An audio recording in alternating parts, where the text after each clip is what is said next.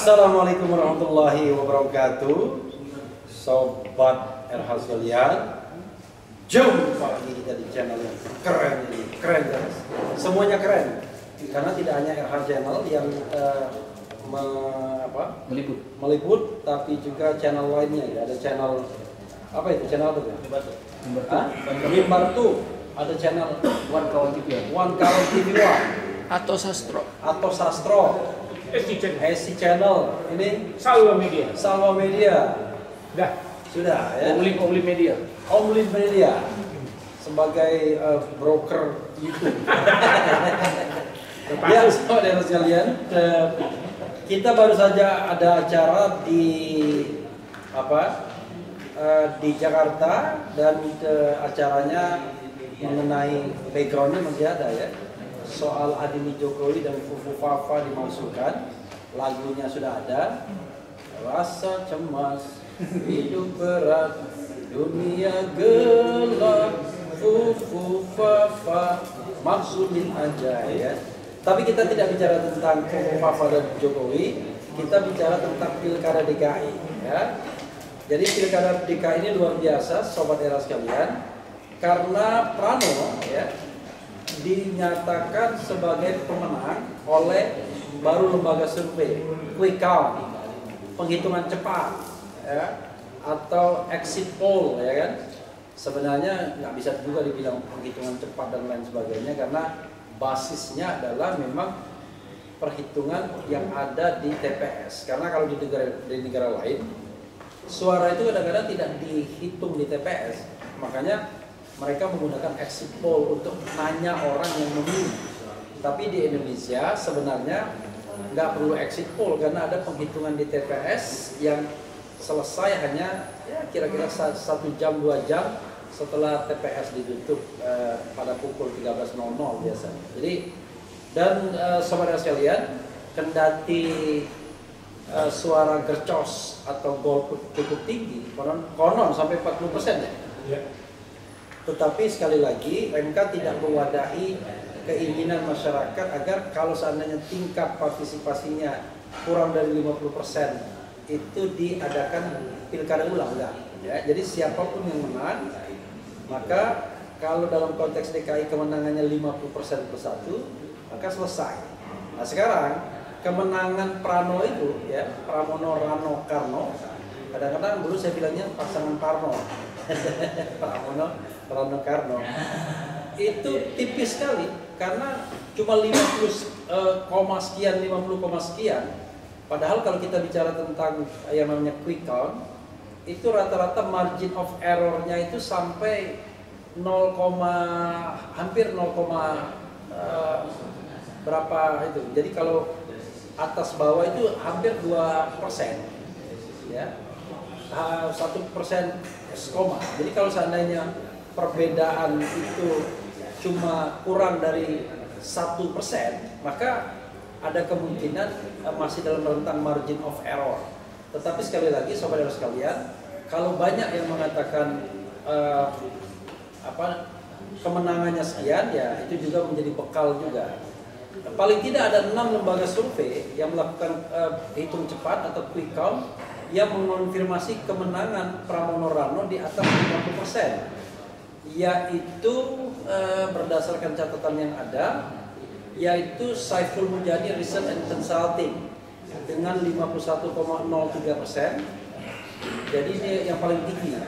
Kemudian Carta Politika dengan 50,15%, kemudian ada juga Poltreking 50,48%. Poltreking pernah bermasalah karena hasil surveinya berbeda sendiri sebelumnya. Poltreking memenangkan pasangan Ridwan Kamil Suswono, sementara lembaga lainnya sudah mengatakan bahwa yang menang adalah Pramono Rano sebelum pencoblosan. Memang awalnya Ridwan Kamil itu sangat dijaya, perkasa, tidak bisa dikalahin kecuali oleh Anies dan Ahok dalam survei-survei sebelumnya. Tetapi rupanya faktor Ridwan Kamil menjadi faktor yang negatif, banyak penolakan, terutama misalnya oleh versi karena dia yang orang versi Boboto, kemudian sama Jackmania itu adalah rival abadi dan lain sebagainya, dan yang lebih penting karena dia dianggap menyingkirkan Anies Baswedan, maka memunculkan kemarahan anak-anak Abah. Kemarahan anak-anak Abah terhadap Ridwan Kamil dan terhadap Prano sepertinya degree-nya, kelasnya itu lebih tinggi kepada Ridwan Kamil yang dianggap melakukan kartel politik alias mengumpulkan semua partai politik agar tidak ada saingan. Fortunately ada putusan MK yang akhirnya membolehkan partai dengan suara 7,5% bisa mencalonkan kepala daerah sendiri, dan ini dimanfaatkan oleh PDIP di beberapa daerah termasuk di DKI. Dan bagi PDIP kemenangan di DKI ini kemenangan yang sangat simbolik karena bisa dikatakan barangkali baru di DKI persaingan itu relatif lebih fair karena pengawasnya banyak. Jadi anasir-anasir lain seperti misalnya state apparatus, kemudian juga state financial resources tidak gampang dideploy, dikerahkan karena memang banyak pengawasan dari masyarakat termasuk kelompok-kelompok sipil ya, civil society, termasuk civil society organization yang sebenarnya mereka tidak mendukung pasangan Prano, tetapi mereka mendapatkan sebuah proses pemilu yang luber dan jurdil, ya, just, fair, and democratic election. Jadi mereka menginginkan proses pemilu yang jujur, yang adil, dan tentu saja yang demokratis. Karena itu persoalannya adalah mereka tidak memilih Prano barangkali, tetapi pasti mereka tidak akan juga memilih Ridwan Kamil. Jadi saudara sekalian, termasuk saya misalnya, concern saya terhadap demokrasi. Saya mengatakan sudah pasti saya tidak akan memilih Ridwan Kamil karena Ridwan Kamil tidak bersalah sesungguhnya, tetapi dia hasil dari sebuah perselingkuhan politik, dari kartel politik. Tapi kita juga harus ingat, Pramono Rano dinominasikan oleh PDIP yang so long time juga kadang-kadang bertindak tidak demokratis terhadap kelompok-kelompok sipil di masyarakat. Sekarang kelihatannya ada perubahan, ya bisa dikatakan perubahan itu masih dalam taraf ujian. Apakah genuine atau hanya karena sekedar Jokowi kemarin tidak mendukung calon yang diajukan oleh PDIP yaitu Ganjar Pranowo. Jadi saudara sekalian, dengan margin yang sangat tipis seperti ini, kelihatannya tidak terhindarkan perang di Mahkamah Konstitusi dengan kepentingan masing-masing. Apa kepentingannya? Kepentingan dari Ridwan Kamil Suswono adalah untuk mengatakan bahwa kemenangan pasangan Prano itu tidak sampai 50% plus 1 sehingga sah untuk diadakan putaran kedua. Dan kelihatan sudah mulai ada nih senjata-senjata yang mulai dikeluarkan, yaitu pernyataan yang mengatakan bahwa mereka menemukan surat suara yang sudah dicoblos duluan. Nah, itu sudah jadi alasan, ya, sudah jadi kode. Padahal dalam konteks seperti ini bisa saja kemudian kejahatan tidak dilakukan lawan tapi dilakukan sendiri untuk memancing kalau saatnya terjadi apa-apa, ya. Jadi kalau kita menggunakan watak jahat dan kemudian hasil survei tidak menguntungkan, bisa saja kita siap-siap untuk membakar lapak pemilu dan kemudian ada alasan untuk mempermasalahkannya. Tapi walau alam, ya, karena ini kan sebuah hipotesa saja, ya, bukan sebuah fakta yang terverifikasi dengan baik. Saudara sekalian, ini ya, oke. Ini judulnya adalah mereka menemukan yang namanya ini ya, tim pemenangan Ridho temukan dugaan surat suara tercoblos untuk paslon Pramono Rano. Nah, mulai ya, karena menang tipis tadi, ya. Rasanya tidak mungkin kalau tidak ke Mahkamah Konstitusi kecuali ada perintah dari pusat kekuasaan. Tapi saudara sekalian, di Jakarta itu saya sebenarnya separuhnya pernah meramalkan begini. Barangkali baik Prabowo maupun Jokowi tidak terlalu istilahnya, bisa jadi tidak terlalu ngotot untuk memenangkan Ridwan Kamil atau Pramono. Kok bisa begitu? Sederhana. Soal kedekatan Ridwan Kamil dan Pramono.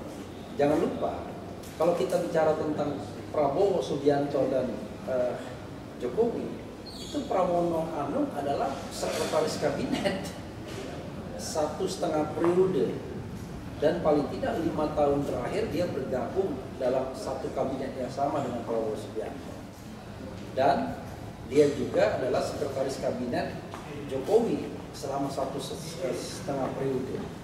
Jadi sebenarnya dari sisi personal relationship nggak ada masalah, saya bilang. Bahkan kalau kita lihat Ridwan Kamil tidak memiliki sejarah kedekatan yang luar biasa dengan Prabowo misalnya. Tidak ada satu momen di mana Ridwan Kamil kemudian dekat, kemudian di endorse secara langsung oleh Prabowo Subianto. Tetapi orang akan tanyakan, ini kan Prabowo yang menarik Ridwan Kamil di Jakarta. Yes, jawabannya. Tetapi kalau kita analisis secara post factum, bukan karena dia ingin membuat Ridwan Kamil menang di Jakarta, no, kalau menurut saya. Tetapi dia menginginkan portofolio gubernur itu untuk Deddy Mulyadi yang notabene adalah kader Gerindra. Sehingga Deddy Mulyadi hanya bisa menang kalau Ridwan Kamil tidak ikut kontestasi. Itu persoalannya. Tapi nggak mungkin kan disingkirkan begitu saja. Maka yang paling elegan adalah ditarik ke Jakarta. Tetapi Ridwan Kamil sadar peluang terbesarnya adalah di Jawa Barat, dan dia pede ke Jakarta kalau Anies tidak ikut. Maka skenario itu jalan, Anies tidak ikut. Tapi dia lupa, ternyata dia faktor negatif dari pasangan tersebut. Ditambah PKS. Jadi kalau kita lihat misalnya dari exit poll misalnya ya, itu partai-partai pendukung itu tidak solid. Pendukung PKS di bawah terpecah. Faktor pemecahnya adalah perilaku PKS yang meninggalkan Anies Baswedan, dan kemudian Anies datang ke Pramono Anung, endorse Pramono Anung, sehingga anak-anak Abah yang notabene pendukung PKS misalnya, itu dua kemungkinan, memilih Prano atau golput. Ya. Frankly speaking, saya misalnya anak Abah dalam tanda kutip, ya walaupun saya tidak anak-anak banget karena bandel-bandel juga misalnya. Dan saya pemilih PKS, tapi saya tidak memilih Ridwan Kamil Susilo. Ya, one thing for sure. Nah, itu menunjukkan memang ada rasionalitas di situ. Orang tidak suka dengan yang namanya ketidakadilan. Karena apa yang dilakukan RK itu tidak adil, jahat dalam kacamata politik. Tetapi ketika dia di Jakarta dan ternyata dia tidak mampu untuk memenangkan kontestasi secara mudah, maka di situ mungkin dia akan menyesal. Dan lebih menyesal lagi karena tiba-tiba di tengah jalan pada tanggal 20 Agustus, persis kira-kira 1 pekan saja sebelum pendaftaran calon, MK mengeluarkan putusan bahwa membatalkan ketentuan ambang batas yang 20% kursi dan 25% suara. MK mengatakan wilayah seperti DKI mengikuti kandidasi calon independen. Nah, untuk wilayah seperti DKI cukup 7,5%. Dengan 7,5% tersebut, PDIP bisa standing alone. Itulah yang menyebabkan kemudian akhirnya Ridwan Kamil tidak siap untuk bertarung, karena mental dia hanya siap bertarung dengan kotak kosong atau bertarung dengan calon independen yang tidak terkenal seperti Dharma Pongrekun dan Kunwardana.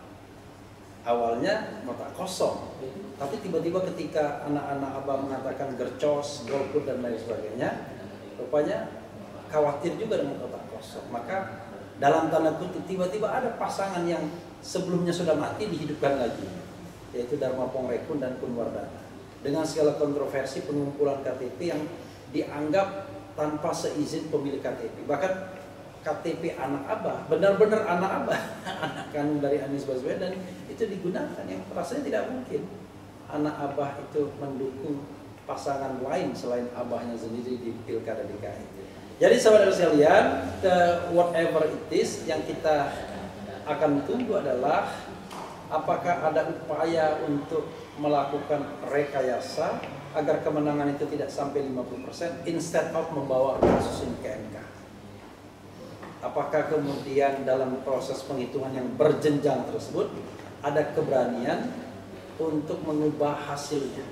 Karena kalau kita bicara perang simbol, maka di Jakarta ini, saya sorry to say yang mengatakan, Anies dan PDIP, ya, Anies dan PDIP, saya tidak menyebut Megawati karena selama prosesi berpilkada ini justru Mega menghindari untuk berkampanye, ya, menghindar untuk kampanye, bahkan kampanye akbar pun dia tidak muncul, kan aneh rasanya.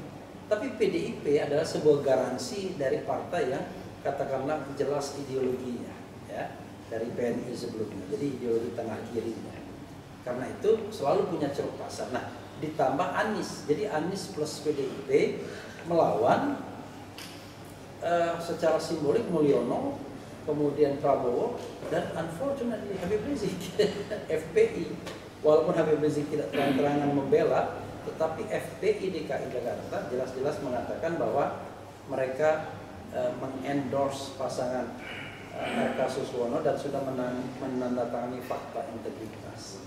Tetapi saya paham bahwa ceruk pasar dari Pramono Rano adalah satu tentu PDIP sendiri, kemudian yang jelas anak-anak Abah, ya, kemudian barangkali juga pendukung-pendukung Ahoker, kita tidak tahu sebesarnya berapa, dan kelompok-kelompok sipil yang rasional, kelompok-kelompok terdidik yang tidak mau ada ketidakadilan di Republik ini, paling tidak melawan dengan cara tidak memilih Ridwan Kamil.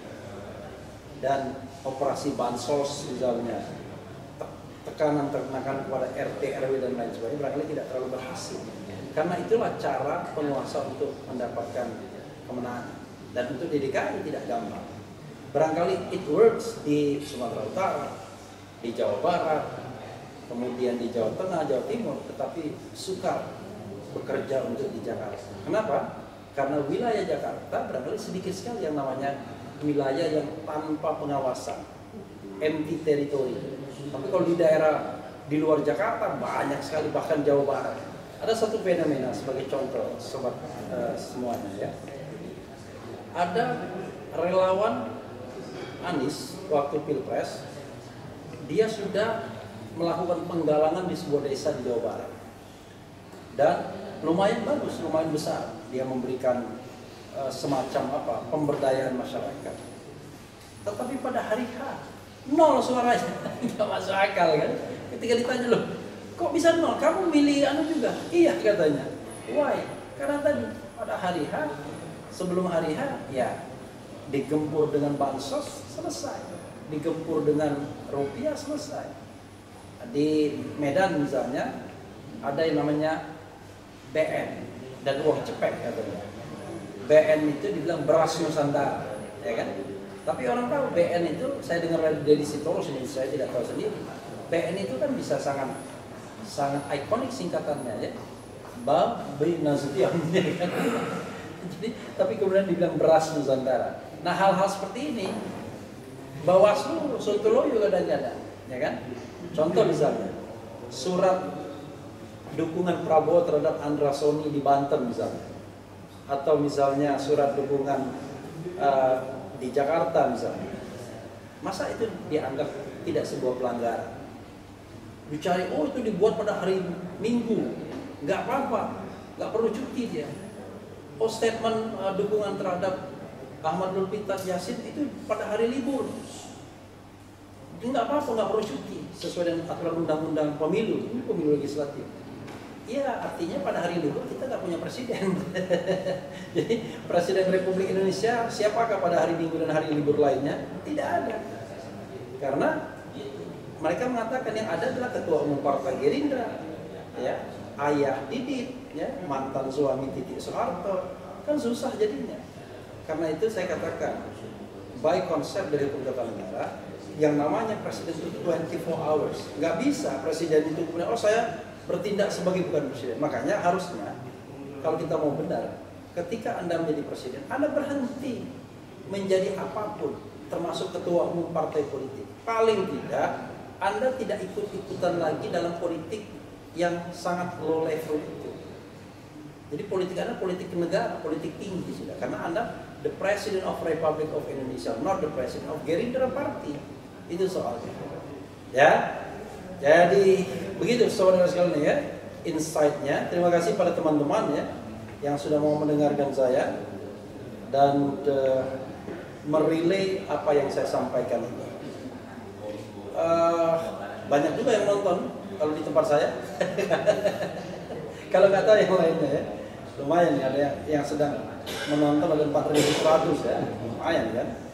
Oke, 1-2 pertanyaan akan saya spill, siapa tahu itu. Soalnya kenapa banyak penontonnya? Karena di belakangnya Fufu Fafa ternyata tulisannya. Fufu Fafa. Oke, saya memilih tiga pertanyaan saja. Satu partai dikeroyok 12 partai masih di endorse Mulyono, di endorse ya. Prabowo, Menteri, Wamen, artis, FPI, RT, RW, Lurah, Camat, PJ, Gubernur dan lain masih menang yang satu partai. Semua atas mukjizatnya Allah. Ya sebenarnya kan berlaku Vox Populi, Vox Dei, suara rakyat, suara Tuhan. Tapi hanya berlaku untuk sebuah pemilu yang bisa terjaga jurdilnya, jujur dan adilnya. Kalau nggak terjaga susah. Karena tidak ada yang bisa mengalahkan suara rakyat.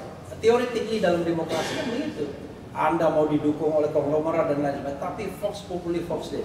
Tapi itu suara rakyat yang murni. Tapi kalau suara rakyat yang sudah dikasih bansos ya susah dalam konteks pilpres dan pemilu-pemilu lainnya. Ya. Oke, yang kedua, bagaimana Mulyono harus tanggung jawab atas kehancuran demokrasi dan itu soal lain ya.